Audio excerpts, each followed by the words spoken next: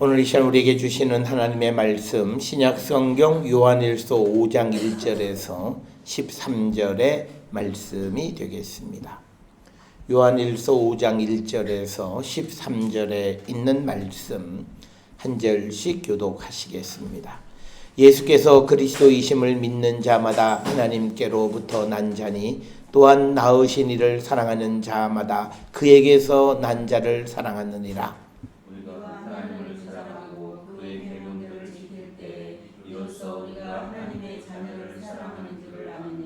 하나님을 사랑하는 것은 이것이니 우리가 그의 계명을 지키는 것이라. 그의 계명들은 무거운 것이 아니로다.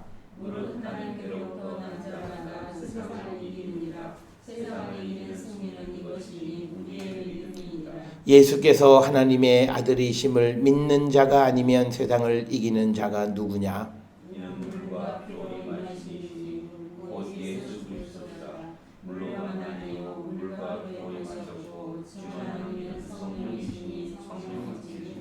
증언하는 이가 셋이니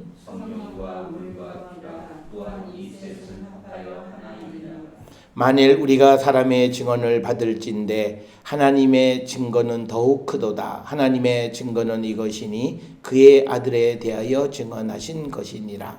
하나님의 아들을 믿는 자는 자기 안에 증거가 있고 하나님을 믿지 아니하는 자는 하나님을 거짓말하는 자로 만드나니 이는 하나님께서 그 아들에 대하여 증언하신 증거를 믿지 아니하였습니다. 또 증거는 이것이니 하나님이 우리에게 영생을 주신 것과 이 생명이 그의 아들 안에 있는 그것이니라. 아들이 있는 자에게는 생명이 있고 하나님의 아들이 없는 자에게는 생명이 없느니라. 내가 하나님의 아들의 이름을 믿는 너희에게 이것을 쓰는 것은 너희로 하여금 너희에게 영생이 있음을 알게 하려 함이라. 아멘. 우리가 예수 그리스도를 특히 예수님을 그리스도로 고백하는 순간 우리에게 하나님의 구원이 임했다라고 하는 것이 성경에 있는 가르침이 되겠습니다. 따라서 오늘 주시는 이 본문의 말씀에서도 보게 되면 우리가 예수님을 나의 구원자로 그리스도로 믿는 자들을 그들이 하나님께로부터 났고 하나님의 구원을 받은 자들이다. 이렇게 우리에게 증언하고 있습니다. 그래서 우리가 이제 구원을 받았다라고 하는 것은 우리가 영적으로 새롭게 태어나는 것을 의미합니다. 우리가 구원을 받았다 또는 구원의 확신 가운데 있다. 또 예수님이 내 안에 계신다라고 또 내가 주님을 인격적으로 만났다 하는 그 모든 표현들 그리고 내가 거듭났다라고 하는 말까지 이것은 우리가 예수 그리스도를 영접함으로 말미암아 우리의 삶이 새로워지는 것을 의미하고 그리고 그 순간부터 우리는 죽을 때까지 우리가 영적으로 성장해가는 삶을 살아가는 것 그것을 우리가 구원의 확신 가운데 있는 성도의 모습이다 이렇게 우리가 말합니다. 우리가 구원의 확신이라고 하는 것을 잘못 이해하면 그냥 어떤 한 개인의 감정적 체험 그것으로 이해하는 분들이 많습니다. 그래서 내가 기도할 때에 내 등이 따뜻했다든지 또는 뭐 하늘로부터 불이 내렸다든지 뭐 이런 어떤 개인적이고 주관적인 감정적 체험을 우리는 구원의 확신이라고 이야기하는 분들이 많은데 사실 구원받았다라고 하는 확신은 그렇게 주관적이고 감정적인 것이 아니라 객관적이고 그리고 우리가 성경의 말씀을 통해서 구원의 확신 가운데 있는 것이 무엇인가라고 하는 것을 우리는 분명하게 알 수 있다라고 하는 겁니다. 오늘 주시는 본문의 말씀을 통해서 보면 우리가 소위 구원에 대한 증거는 바로 오늘 우리가 읽은 말씀의 10절에 보게 되면 하나님의 아들을 믿는 자는 자기 안에 증거가 있고 하나님을 믿지 아니하는 자는 하나님을 거짓말하는 자로 만드나니 이는 하나님께서 그 아들에 대하여 증언하신 증거를 믿지 아니하였습니다. 그래서 우리가 구원의 확신 가운데 있는 자들은 그 안에 하나님의 증거가 있다라고 하는 것이고 그리고 우리가 갖는 이 증거에 대해서 확신 있게 해주는 것이 8절에 보면 세 가지 성령, 물, 피 이 셋이 앞에서 우리가 구원의 확신 가운데 있는 자임을 알게 한다라고 하는 겁니다. 그렇기 때문에 우리는 구원의 확신이라고 하는 말은 성령과 분리되어질 수 없는 것이고 그리고 물로 대표되어지는 세례와 그 세례 없이 우리가 구원의 확신이 있을 수 없는 것이고 또 예수 그리스도의 십자가 보혈 없이 우리의 구원은 있을 수 없다라고 하는 겁니다. 그러니까 우리가 예수 그리스도의 십자가의 죽음이 나를 구원하셨고 그리고 나를 구원하신 그것을 이제 성령께서 증거하시고 성령께서 우리의 삶을 인도해 가신다라고 하는 것을 우리가 확신하고 믿을 때 그는 구원의 확신 가운데 있는 사람이다. 이렇게 이야기하면서 우리가 구원의 확신 가운데 있으면 하나님은 그를 끝까지 붙들어 주시는 분이시다. 그래서 우리가 잘 아는 로마서의 말씀처럼 우리를 하나님의 사랑에서 끊어낼 것이 없다라고 이야기하는 겁니다. 그래서 우리가 구원의 확신을 가지고 살아가는 사람들이 순간 어떤 어려움과 시련과 역경에 있을 수는 있지만 그러나 하나님을 떠나는 일은 있을 수 없다라고 하는 겁니다. 그래서 우리가 가끔 보면 어떤 이들은 예수를 잘 믿다가 다른 종교로 개종하는 분들이 있어요. 그것은 구원의 확신이 없는 사람들의 모습이라고 하는 겁니다.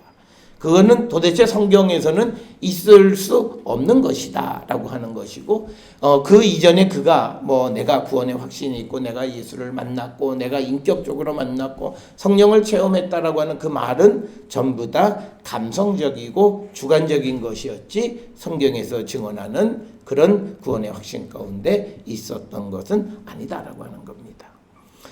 우리가 구원의 확신과 같이 구원의 확신과 함께 생각하는 것은 거듭남이라고 하는 겁니다. 다시 한번 태어난다라고 하는 겁니다. 우리가 잘 아는 것처럼 요한복음에 보면 사람이 어떻게 다시 엄마 뱃속에 들어갔다 나오느냐. 그런데 그런 것이 아니라 우리가 예수 그리스도 성령 안에서 우리가 새로운 심령으로 거듭나는데 우리가 새롭게 거듭나는 것은 뭐냐면 우리의 생각까지 새로워지는 겁니다. 그러니까 뭐냐면 내가 새 사람이 되었습니다. 내가 이제 세례 받았습니다. 그래서 그냥 옛날의 삶을 그대로 지속하면서 내가 새 사람이 됐고 구원의 확신 가운데 있다. 이런 얘기가 아니라 우리의 생각까지 우리가 완전히 새롭게 변화되어지는 것, 그것을 성경은 거듭났다라고 이야기하는 것이고 그 거듭난 삶을 살아가는 사람의 가장 큰 특징은요. 이제 주님이 내 삶의 전부입니다. 이 고백이 있어야 되는 거예요. 그러니까 오늘날 우리는 신앙이라고 하는 것이 하나의 액세서리예요. 내가 바쁘지 않으면 가서 열심히 예배 보고 바쁘면 할 수 없고 이런 그런 액세서리가 되는 사람들은 아직 구원의 확신이 있다고 말하기는 어렵다라고 하는 겁니다. 구원의 확신이라고 하는 것은 우리가 지난 주간에도 말씀을 드렸습니다만 우리가 이제 그리스도를 위해서 살아가겠다라고 하는 것이 거듭난 사람의 가장 큰 변화예요. 전까지는 내 육신을 위해서 살고 내 자신을 위해서 살았어요. 그리고 이기적이고 그리고 조금 더 양보하지 않고 나만을 생각했는데 이제는 그렇지 않고 내가 다른 이들을 위한 삶을 우리가 살아가게 되어진 것. 그래서 우리가 거듭나고 구원의 확신 가운데 있는 사람들의 삶은 구체적인 변화가 있다는 거예요. 그래서 앞에서 말씀드렸던 것처럼 구원의 확신이라고 하는 것이 어떤 감성적인 것, 개인적인 어떤 그런 고백이 아니라 구체적으로 나타나는 결과가 있는데 바로 그가 새로운 심령으로 거듭났고 그리고 그 안에 주님이 계심으로 말미암아 그에게는 새로운 도덕적인 기준이 생겨나는 겁니다. 이전에는 자기 자신이 기준이었어요. 그런데 이제는 내 안에 주님이 계시기 때문에 주님이 내 삶의 기준이 돼서 그가 살아가는 삶의 도덕적 기준은 한층 더 높아진다라고 하는 거예요. 이 변화가 있어야 돼요. 오늘 우리가 세상을 살아가면서 세상으로부터 사람들이 비난을 받고 지탄을 받는 가장 큰 이유는 세상 사람들이 예수님이 누군지는 모르지만 한 가지 아는 건 있어요. 예수 믿으면 사람이 달라져야지. 이건 알아요. 그런데 예수 믿은 사람이 달라지지 않고 오히려 더 교만하고 오히려 남을 더 판단하고 그렇게 우리가 살아가기 때문에 사람들로부터 비난을 받게 되고, 그래서 오늘날 교회가 힘을 잃어버리는 것은 바로 그런 결과이고요. 오늘날 우리가 살고 있는 이 시대의 가장 큰 문제는 정의란 개념이 없어요. 어저께 각종 뉴스에서 서울의 큰 교회의 세습의 문제, 그러니까 말장난을 하면 안 돼요. 그러니까 그런 짓을 하는 것은 교회가 아닌 거예요. 그러니까 그 10만 명은 화가 나건대 그건 다 죽은 영혼이에요. 교회는 다녀요. 우리가 성경에도 보면, 예레미야에서도 보면 그들이 썩은 그릇에 담겨 있는 사람은 다 썩었어요. 그건 나는 아니라 그러는 거는 교만이에요. 성경은 그렇게 얘기하지 않아요.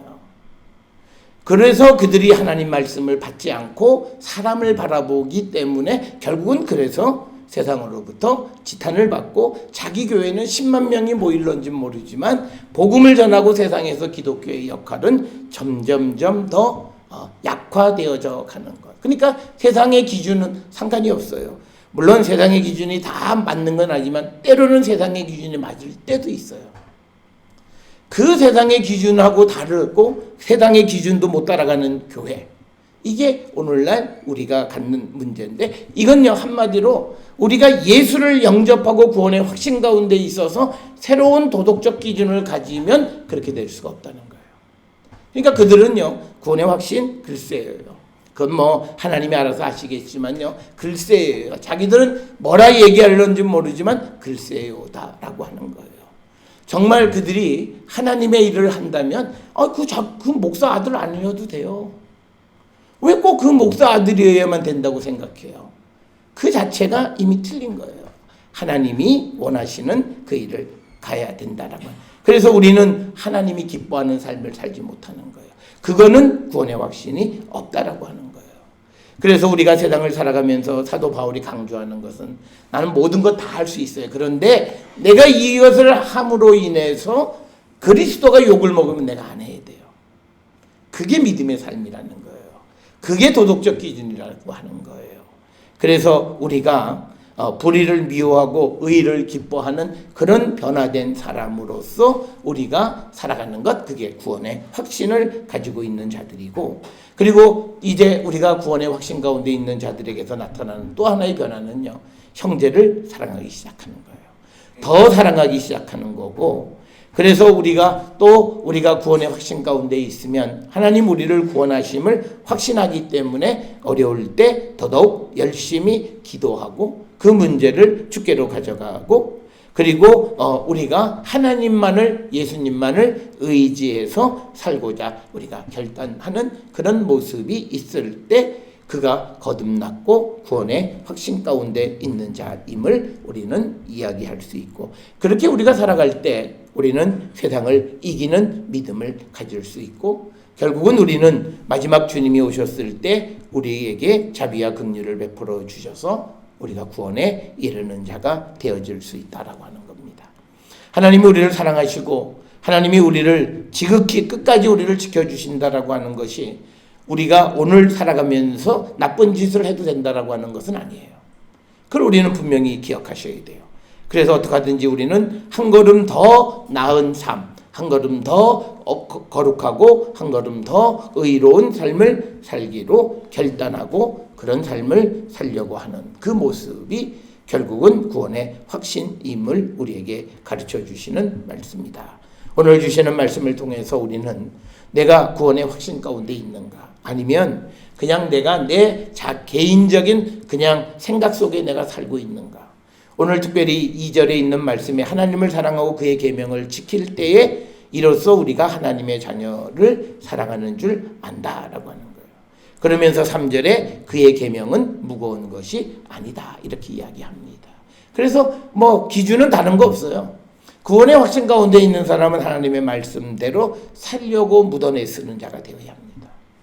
그리고 그것이 어렵지 않다고 고백하고 살아가는 사람들이 하나님의 자녀고 구원의 확신 가운데 있고, 그 자들이 결국은 세상을 이기는 자가 되어질 수 있다라고 하는 것, 그것을 우리가 기억하셔서 저는 우리 모든 성도들이 어렵고 힘든 이 시대를 살아갈 때에 무엇보다도 구원의 확신, 바른 믿음, 그리고 우리가 주님이 계신 자의 온전한 삶을 살아감으로 우리 자신을 지킬 뿐만 아니라 그리고 이 세상을 좀 더 나은 곳으로 이끌어가는 그 사명을 잘 감당하는 우리 모두가 될 수 있기를 주의 이름으로 축원합니다.